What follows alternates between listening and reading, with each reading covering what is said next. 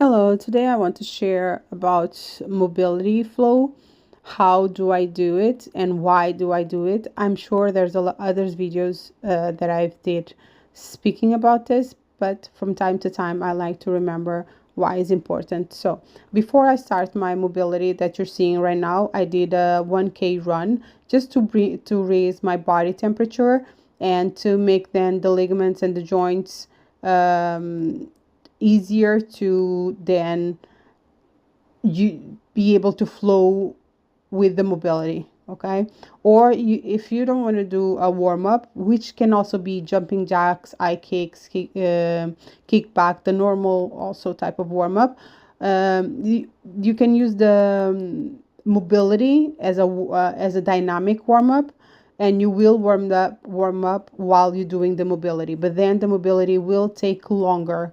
If you do a warm up and then a mobility, the mobility will probably take less time, because then the mobility is just an assessment to see if everything is loose and there's no tightness, there's no shortening of any areas. And so I use the mobility as an assessment before my lift, just to make sure everything is good, everything is flowing, to open up my hips.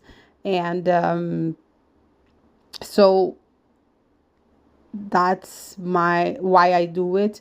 And the more muscle mass the person has, the more it will benefit of doing the mobility warm up before the actual lift. Okay, another thing I want to say, people who don't have a lot of muscle and have more fat, have a higher fat also actually percentage, I think the mobility would just be a waste of time, because you can use your energy more into your cardio and your lifting, and then just do a stretch at the end.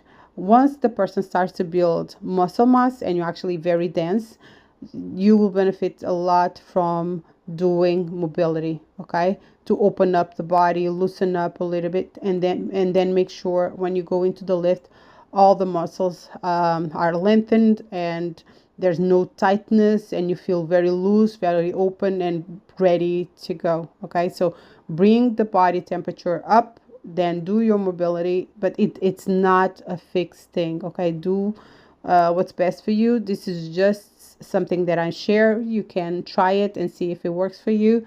And then if it works, one of the things you can do is copy a few mobility flows, see which one you prefer according to where you're usually tight, because people sometimes are tight, have a tendency to be more tight in specific places. So see what works best for you, and then follow that specific flow, or create your own mobility flow. Okay, the mobility flow that you see me doing is what is best for my body and the tightness that I usually feel on my body. So, and this is what I've been used to do. If I notice eventually that I see a flow as something that I want to try, I will probably copy and try it and see if I benefit from it, and eventually I will implement it in my own routine, because one thing needs to flow after the other.